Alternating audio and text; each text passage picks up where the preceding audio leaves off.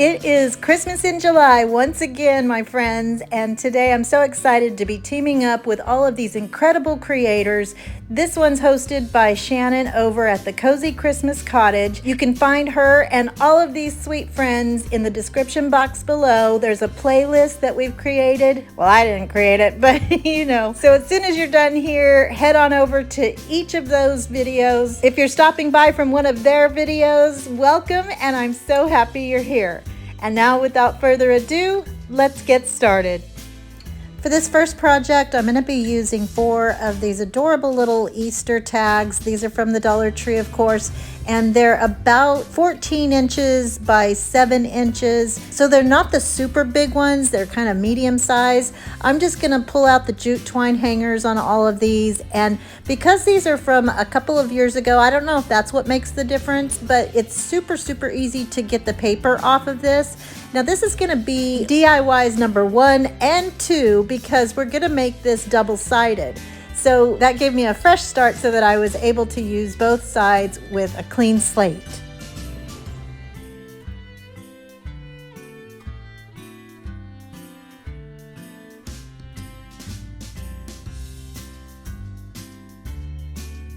So now these had pretty big holes at the top, so I'm just going to take some spackle and fill those holes in.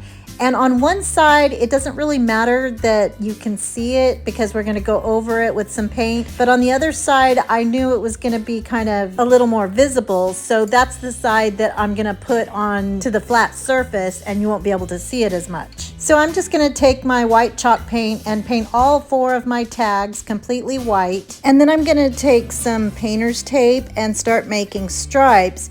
Now the little bumpity bumps at the top of my tags, that was going to determine where my stripes were going to be. So in the middle where there's that larger arch, I'm just going to separate that in half. So half of it will be black and half of it will be white. Now I also had another pickle because I didn't have any of the smaller 1-inch painter's tape. So I only had the 2-inch. So for that smaller one, I had to rip my tape in half and then just make it a little bit smaller so that my stripe would be the same width as that bumpity bump at the top. But once you put all 4 of my tags together, they're all going to be a seamless end of pretty black and white stripes. So I'm going to paint those open pieces with my black chalk paint. And now, not everybody wants to use black during Christmas, but I think when you couple that black and white with gold sparkle, it really gives it an elevated and elegant look, just perfect for Christmas. And remember, all of these projects, or any of the projects that you see me do on this channel, those can be changed to whatever your Christmas colors are for the year. So this would be really pretty in red and white, or pink and white, or red and green, whatever your heart desires.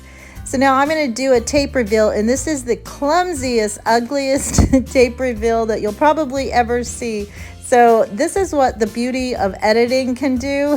Look how smooth and perfectly I reveal those beautiful crisp lines. Oh, that was an ugly one. But this does look so good once the tape is all gone and you have those really pretty stripes.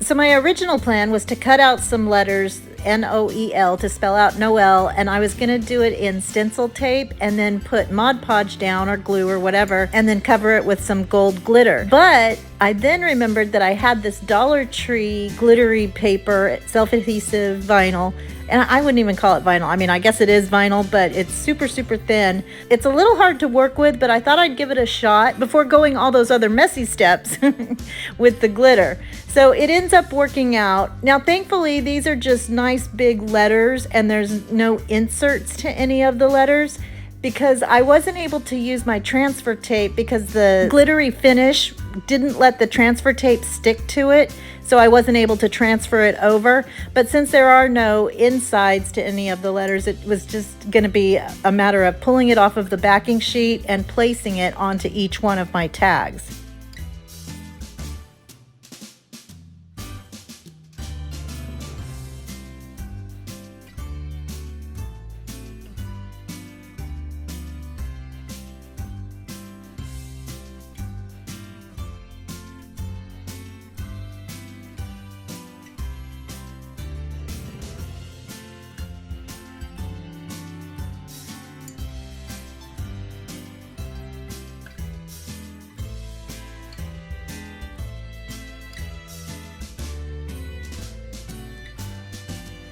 So having the lines on my tags did make this a little bit easier to make sure that my letters were straight up and down.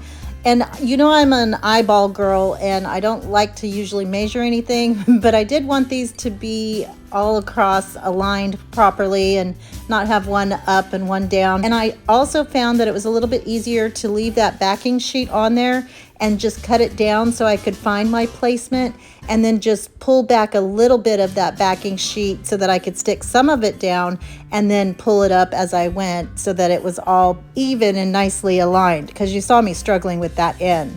So now that I have that side done, we're going to flip these over and start on DIY number 2. And you do want to make sure that they're in the correct order. Trust me, I've learned this the hard way.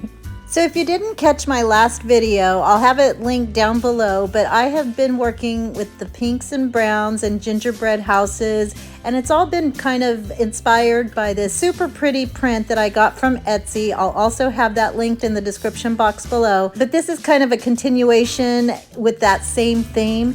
So what I'm gonna do is make these into, or try to, paint on some gingerbread houses that will do the alternating colors. So I'll have one that's a brown base and then a pink base and then a brown base and a pink base.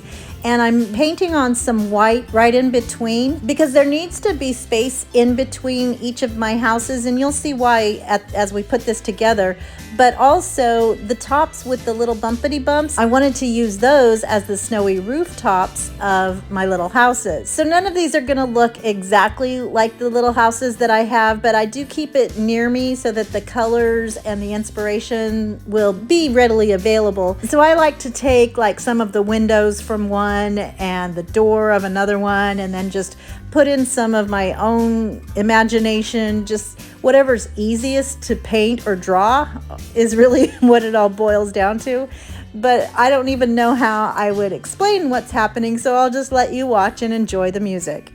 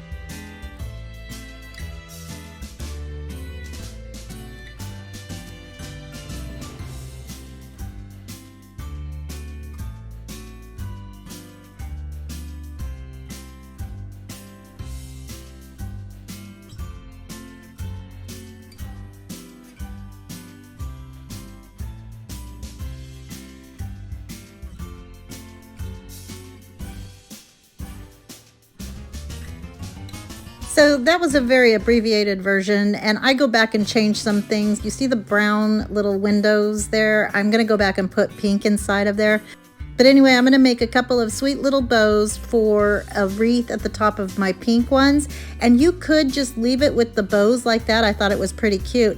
But I really wanted to make a wreath out of this Dollar Tree tubing that has that iridescent look, and I love these so much. So I just took a little chenille stem and made a wreath, and I'll go back and glue those down in a minute. So you can see I have my 2 pink houses and then my 2 brown houses.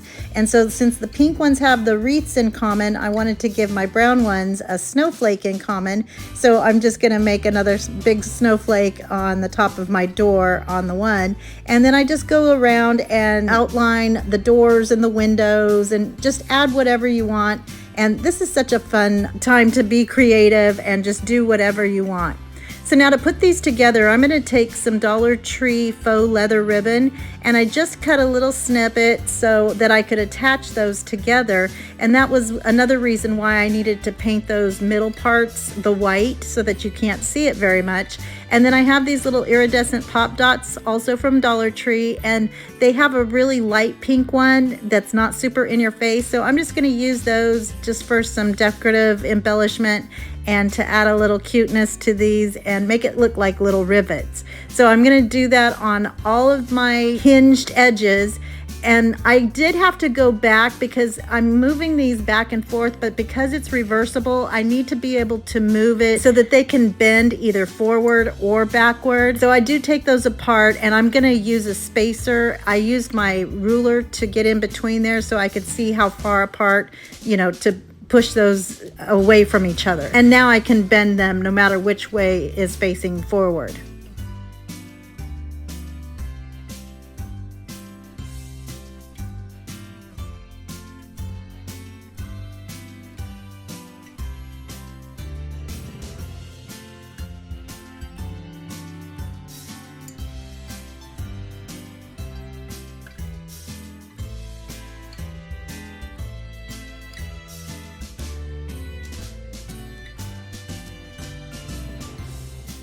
And here it is all finished. Well, side one is in here, but I think this is so pretty, and it's the perfect backdrop for your Christmas pretties. If you want to do a buffet or something and need a backdrop, this is perfect, or just for on a shelf, just to add some Christmas cuteness in every corner and nook and cranny. Again, you can do this in whatever colors you're decorating in. So if you're working with the traditional colors or the reds and whites, I think this would be really pretty. And you can do it for not just Christmas on both sides. You could do Christmas on one side and maybe Thanksgiving or fall on the other side. But here's the other side with my black and white stripes and the Noel. I think this looks so pretty and high-end looking, and it gives me that Art Deco vibe because of the little bumpity bumps at the top. But I love how this turned out, and I hope you guys like it too.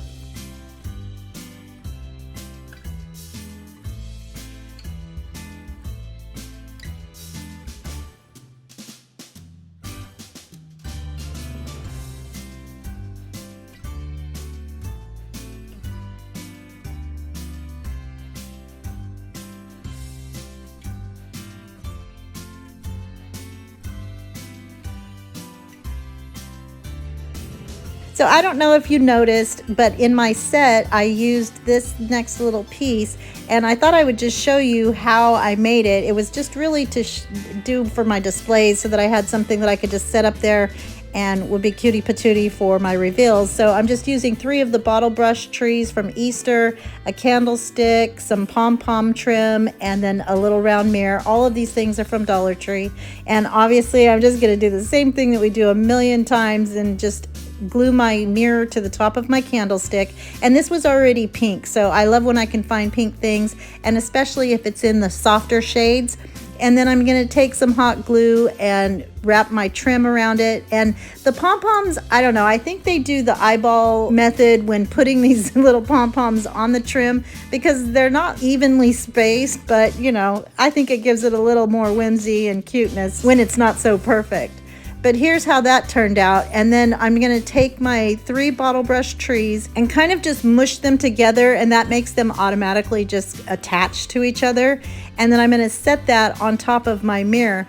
Now these trees light up, so I wanted to be able to still take them off and turn them on if I wanted to. So I decided for the covering, and of course you could just leave it the way it is and it's pretty cute as is, but I wanted to give it kind of a snowy ground covering. So I just took some of these little foam glitter balls and I'm gonna put those around the base of the trees and just in little clusters so that that pretty wood of the base is not all covered up. I want some of that showing. So these little clusters are just like little snow hills tucked under the trees, and then that way I can still lift it up and turn the lights on and off when I want.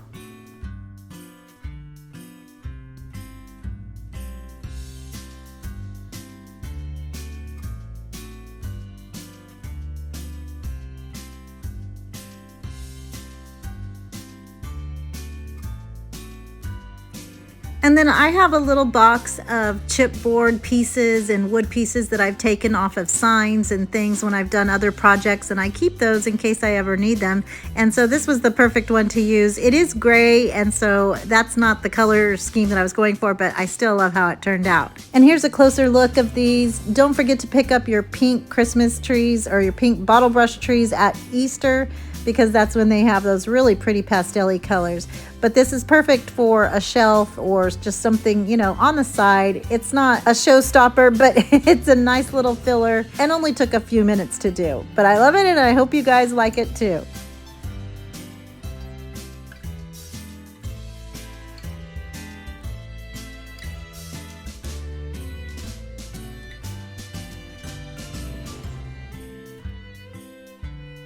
Okay, so when I saw Dollar Tree carried these resin coaster molds, this kind of opened up a whole big can of worms. I had to get some other items, and I'll have these linked in the description box below. Those are from Amazon. And then I'm going to again revert back to my gingerbread house print and incorporate some more of that into this project. I'm first going to take some packing tape, just some clear packing tape, and run that on both sides of my houses because I'm going to be putting those into my resin, and so I don't want them to shrivel up or darken or do anything funny. But this was my very first time doing this epoxy resin situation. So this is really just a test run. So I'm going to cut out my little houses, and I don't know why, but it was super therapeutic cutting these little houses out. They weren't hard at all, and I had some really small detail scissors that my friend Bren sent to me a while back. Thank you, Bren. And I'm probably going to be doing some more of these epoxy resin type of projects, but we'll see how this one goes first. Well, I know how it goes, so but we will do some more in other videos.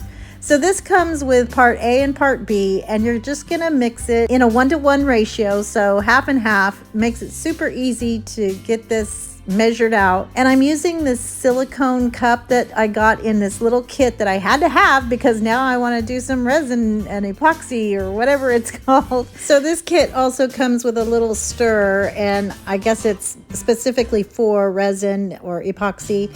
And so I'm going to put some glitter in there. I have this silver glitter. This is from Michael's. And then I have some of this vintage mica snow. This was my aunt's, and I don't know where she got it, but I do end up putting a little bit too much in, I think. You'll see at the end, but again, this is, you know, my first go around, and that's what these tests are for. Oh, and I had somebody ask me what that was from when I did that creepy voice, and that's from The Grinch That Stole Christmas. So anyway, I'm just gonna put some in there and then mix that around, and you want to try and mix it for about 3 minutes, it says on the package. And then I'm going to roll some out in the bottom of my coaster just to give it a real thin coat at the bottom, and then mush that around to the edges. And then I'm going to put my little house inside, and then I'll fill it up to the top with some more resin. Now these coasters hold, it says, about 1 ounce of resin. So that's what I did, and I mixed a little bit over 2 ounces so that I would have enough and there wouldn't be a lot of leftover. And then I'm just going to smooth that out, and once I get those both done, I'm going to take my heat gun to get any of those bubbles out. But you don't want to hold the heat gun on it for too terribly long, because that could hinder the curing time and it won't be completely hard after 24 hours, which is the approximate curing time, so that you get a hard epoxy finish. And I've been waiting to do these projects for quite a while. I've had this epoxy for a little while now, but I never got around to doing them. The only thing I don't like about doing the epoxy type of projects is the cleanup. It's really messy, or you don't want it to touch anything, so you use a lot of paper towels. And you just have to be really careful with it, because I did notice, well, I didn't notice, Michael J noticed that there was a little bit in the sink, and it's kind of hard to get off. So just keep that in mind. So now after a few hours, I'm going to take these out of the mold, and you can see I did have a little bit too much of the glitter. So you couldn't see the houses as vibrantly as I would have liked, but anyway, it's still super, super pretty, and I love how they turned out. So then I took my white paint pen and I'm going to go around the edges just to give it some cuteness. And then I didn't actually put enough into the mold, so there's a little lip, or it's very little bit, but it's still there. So I was able to go around the top side as well to give it more of that outline. And I thought that was really cute. And then I took my gold paint pen and did little polka dots to kind of make it go with that whole theme. And that was all there was to it. And here they are. I think these are so pretty. And again, for my first try, I think I did a pretty good job. And I'll just get better and better. As with anything, you learn as you go. But I love these, and I hope you guys like them too.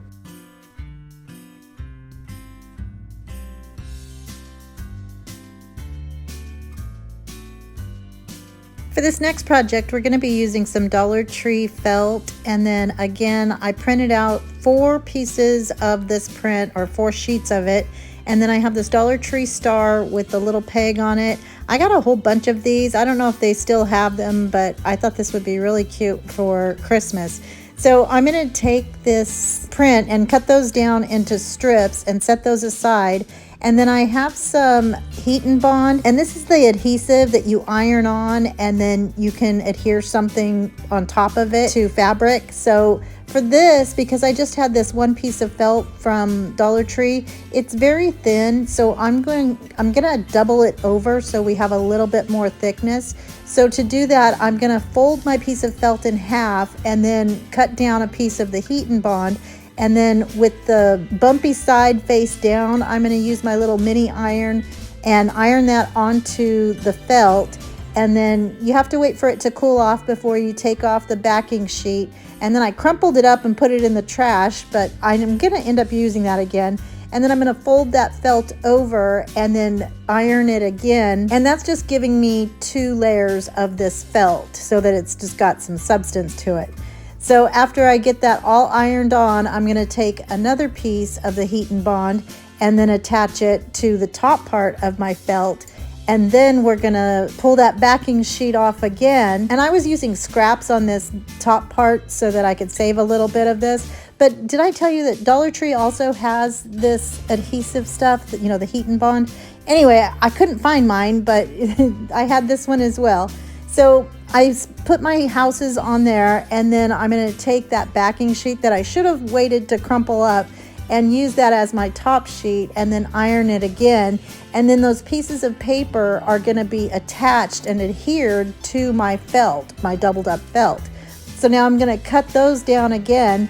And then remember when I cut out the little houses for my coasters? Well, I was really glad that it didn't take a lot of time, because again, I'm going to go through and I'm going to cut down 24 of these because we're making an advent calendar, and I can't wait for you guys to see it. It's so cute. I can't wait to show you guys. But anyway, this again, I turned on a movie and then I cut all of these out and was super patient with this, and again working out our fruit of patience during this little project here.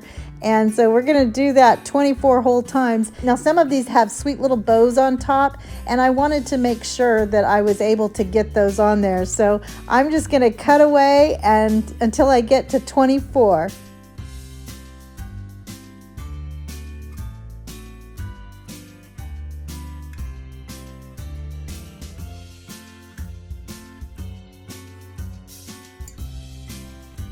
Well, I wish it really went that fast, but it didn't. It did take a little over an hour or so, but that wasn't that bad. So now I'm going to take a piece of packing styrofoam, and I thought I showed this, but I couldn't find the footage, but it's just a square piece, you can see it here, of styrofoam that came in some packing that I had done, or that we received in a box. So I'm going to use that, and then I took some fluffy fabric.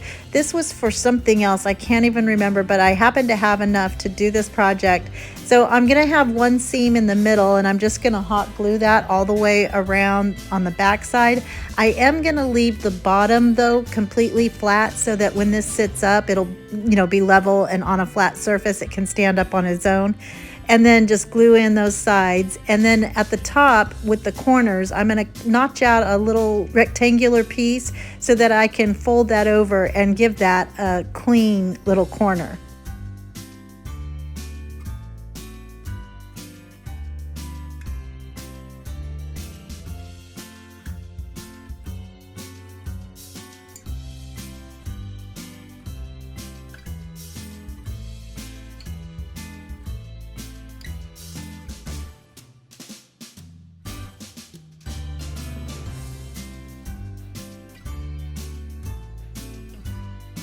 So now I'm going to take my star and I'm going to use a little craft stick to put that into the top of our styrofoam. But I first had to place all of my houses in the shape of a Christmas tree. And you remember as a kid doing this where you had the felt on felt little characters and you could do stories and stuff? This just took me back to my childhood, and I know my grandbabies are going to love this one. So I put them in the order and shape that I wanted, and then I took my white paint pen and I'm going to write all of the numbers on each of my little houses. So I just did 1 through 24, and then our 25th day is going to be our star. And then in a minute, we'll make a little wreath to hang on that for the 25th Christmas day. And this is a project that you can do now. And that's one good thing about Christmas in July. I think it kind of gets the juices flowing, and you have plenty of time to gather the supplies or get the things that you need in order to start making any Christmas projects that you want to do. So at the top of my styrofoam, I found the center and I actually measured it. And then I cut a little slice in through that felt and then stuck my knife into the styrofoam. And then I'm going to poke that star right into my styrofoam, and it stays snug as a bug in a rug.